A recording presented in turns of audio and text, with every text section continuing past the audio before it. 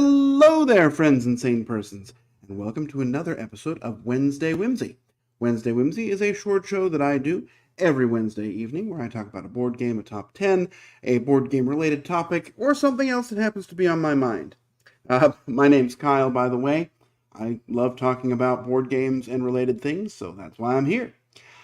So a couple weeks ago, I talked about my thousand plus Kickstarter experiences, and just some sort of lessons and thoughts. And I got a little on the negative side on there.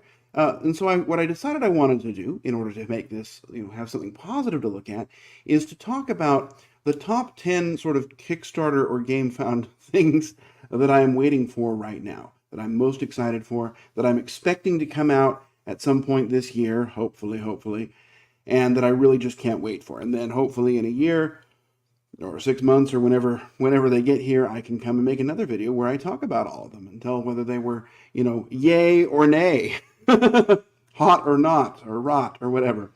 Anyway, so this is what we're going to talk about. These are not games I have played, other than one of them, and so, well, two of them, and then, we'll talk about them. We'll see where this goes. And so, without a whole lot much more further ado, let's go.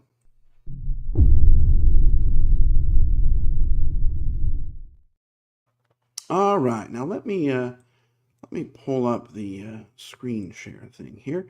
I'm just going to share onto the onto the Kickstarter page. All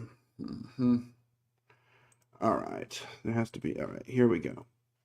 So here we are. This first one I'm going to talk about is a game called Cthulhu Death May Die: Fear of the Unknown. Now you can see I already backed the project, of course. Let's enable all those cookies. What this game is it's more stuff for Cthulhu Death May Die. Cthulhu Death May Die is one of my very favorite games. It's this great modular game that you can kind of set up and have this crazy dice-chucking adventure fighting against a great old one. The problem is that the game does not feature enough big bads. It features, the sort of core box features only two. You can buy two more separately, and then there's a third one, I think, or fifth one that comes in the sort of Kickstarter exclusive box, but there's not many of them, or maybe there's a sixth that I'm missing, but there just aren't enough, and it comes with like 2 million investigators. That's an exaggeration, but there's at least 50. And so what this game is offering is more of these scenario bosses, more scenarios to play, and then, 80 million more investigators, which nobody really wants or needs. But what we definitely do want are more of these monsters. So this is a game I'm really excited about. It's one I check the Kickstarter updates for regularly because this is just one of my favorite games, and I'm really hoping it will come before the fall. In the fall, my friend Victor will come, and I can maybe convince him to paint my figures for me if they're here by then. Either way, I'm really looking forward to Cthulhu Death May Die: Fear of the Unknown. So, let's go on to number 9.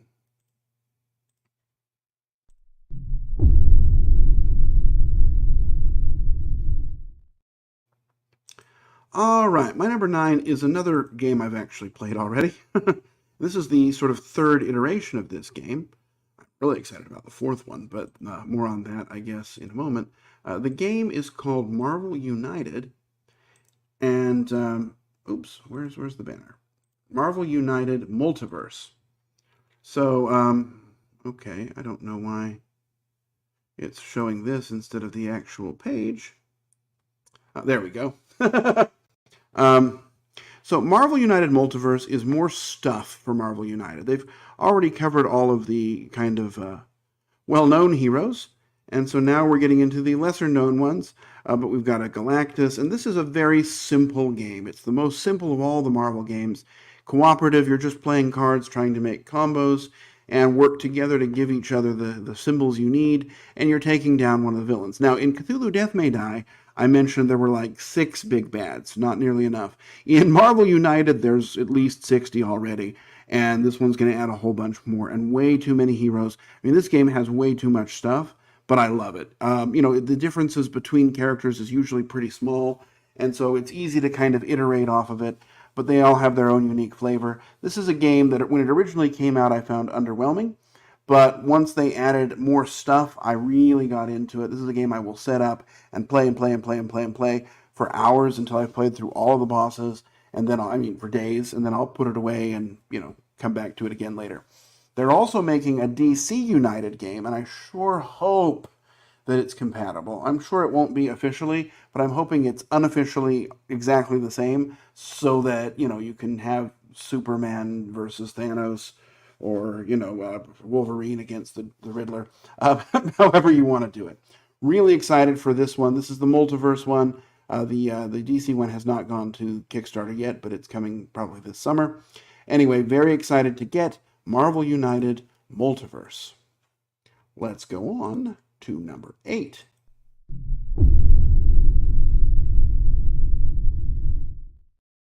All right, my number 8 is a game. It's based on an IP that I don't know much about. The game is called The Elder Scrolls Betrayal of the Second Era, which is a terrible title. But let's go to the original campaign here. This is a game from Chip Theory Games, and that's why I'm interested in it. So far, I have liked or loved everything from Chip Theory.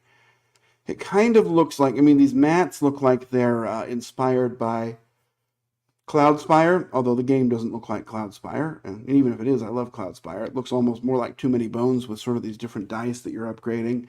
This just looks like it's really interesting.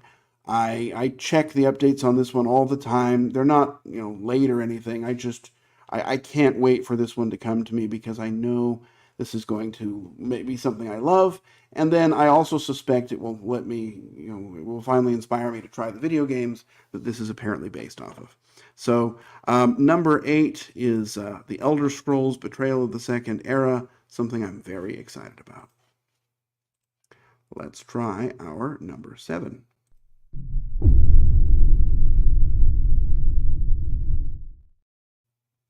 Number 7 is a game that I actually got. It's another one that's based on a video game, oddly enough. It's one that I didn't know much about the video game until this came out. And actually, I originally, because I'm stupid, confused it with Slay the Spire at some point.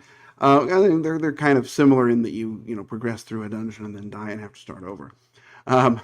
Anyway, this is one. It's Dead Cells. It's supposed to be like the video game.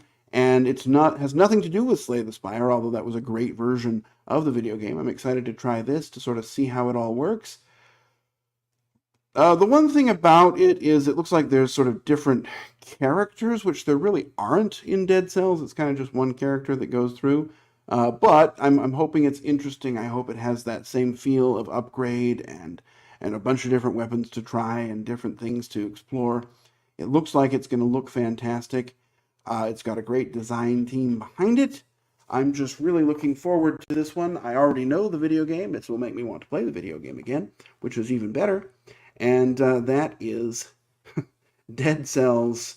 And I don't think it even has, the Roguelite RPG game, or the Roguelite board game.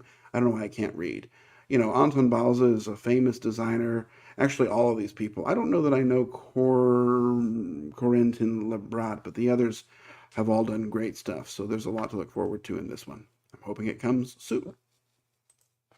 Let's go on to number 6.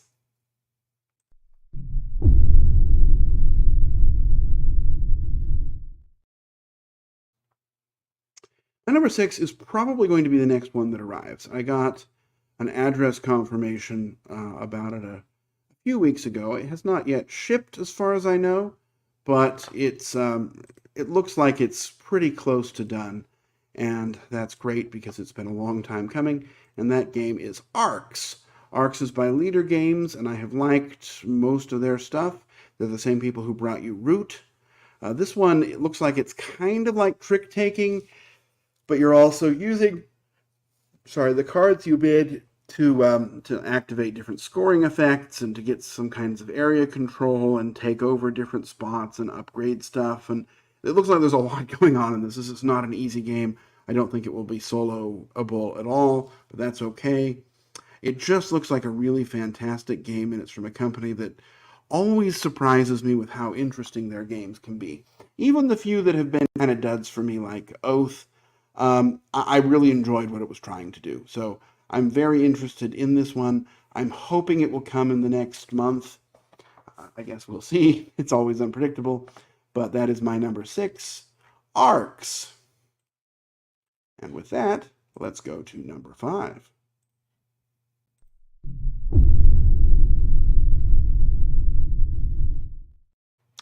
All right, my number 5 is, it sure feels like it's behind.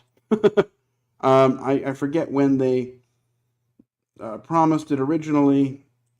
Shockingly, after the crowdfunding is over, oh, it says December 2023. It did not come in December 2023. It's been demoing everywhere, and everyone says it's great, but I haven't played it yet. This is Unconscious Mind. So this is by the folks who brought you, Endless Winter. And the artwork here is really fantastic. It's done by a couple different people, and there's sort of this realistic kind of people part of it, and then this dreamy dreams part of it. It's about dreams and Freudian analysis, and that doesn't sound interesting at all. But but the game itself might be really fantastic. And this company has a good record, although it's small. They need to work on getting stuff out. But it's a game that I'm really interested in, and from what I've heard from other people who've tried it, it holds up pretty well too. So it looks very dreamy, and it's a theme that has not been overused. I don't know why I'm so sleepy here. I always get sleepy when it's time to record. Anyway, that's my number 5, hopefully coming this year. That one also looks like it should be coming pretty soon. Number 5, Unconscious Mind. Let's continue to the top 4.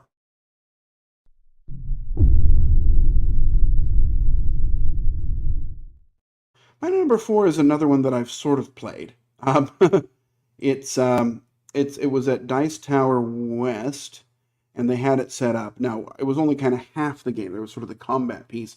The story, sort of choose your own adventure element, was not part of the demo, but the part that I played was just so fun. And this is Dante Inferno. There's another game called just Inferno, which is also good, and I also played twice. But Dante Inferno really seems like it's going to be something special. You're playing through the 9 circles of hell, and in each one you're going to come across a boss or two, and the boss is going to evolve and change, and you've got to run around, use your special abilities. There's this interesting card play system, and when you get hit, it's going to block up your sort of card rows, so there's fewer things you can play. But you can kind of just always do all these interesting things, and you're really like a super, strong guy, and you're going up against another super strong guy. The sort of base scenario I played was King Minos, and he was not wanting to do his duty. He was, I think, lusting after some women or something like that, and you had to go and beat him up to convince him to do his duty. And the combat, it's very, very dynamic combat. The way the enemies move is pretty natural and normal and easy to follow. And you're just playing your cards, doing stuff, using your special abilities, picking up the stairs or the throne and throwing them across the room. I mean, you can do a lot of things. It's very much almost sandboxy in terms of what you can do in the combat. If you can think of it, it feels like there might be rules for it. This one, I'm not sure if it's going to come this year. I think there's a lot going on in the development, and I'm wondering if maybe it pushes till next year, but I'm sure hopeful that it will still make it. I'm very excited for this one. Like I said, I did already play it, and I found it to be fantastic, so I just can't wait to get back into this. This is one where I will definitely play through the whole campaign, probably more than once. So, there you go. Dante Inferno, my number 4. Let's go on to number 3.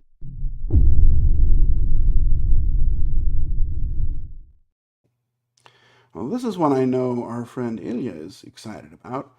This one is a Pokemon, sort of Pokemon-esque game. It's from Awaken Realms. It is called Dragon Eclipse. Not knowing much about it, but I love Awaken Realms. They always do good stuff. But it kind of feels like it's heavily inspired by Pokemon and also kind of by, trading card type games. But there's, everything is really here, so you don't have to chase stuff down. I have not tried it, haven't really even watched much about it, but it says it has roguelike mode. I'm not sure what that means, but basically you're, collecting I believe, Pokemon-type creatures and using them to do battle with each other. The figures look fantastic. Awaken Realms always has too much stuff in their games, so be aware of that.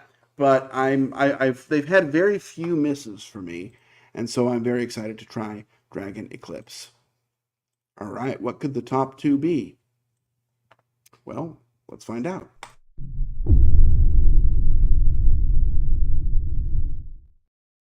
The top two are, ironically, the two I've spent the most money on. The first of them is a weird little miniatures game from Thailand called Barbaric. And well, you can see I feel great about this one because it still hasn't come out. It's actually been released. Oh, good news and bad news. It's been released in Thailand, so it sort of seems like it's ready to come. I think they're just waiting for some final things. I paid to have the painted miniatures, and that seems to be the thing that's holding everything up. So what this is it's one of your sort of minis combat games, but kind of the cool thing is that each character is going to consist of a rider and a mount, and you can kind of swap them out. And I believe as part of the game, like upgrade them, and you'll take the miniature off, and then you'll put the new one on. It's I'm hoping it's good, especially because I went all in on this thing. But the figures look fantastic. The people at Essen a couple years ago were just delightful to talk to. So there's that as well. I don't know that I've played any games from Thailand, so that's kind of fun too. It definitely doesn't feel like your typical game. Everything kind of feels like it's in its world of its own. Pulang here looks like he's playing a guitar as his weapon, and he's some sort of forest creature. I don't know. Anyway, you're fighting monsters. There might be a mode where you fight each other. There's a lot of expansions, way too much stuff, but it looks like it's very lovingly and well produced, and I'm hoping the game really lives up to that. So I'm very excited about Barbaric. It is, of course, already late, June 2023. It did not arrive by June 2023, but I'm hoping it will arrive by August of 2024, and I'll be able to play it in the fall. That's my number two. Let's go now to number one, the game I'm most excited for.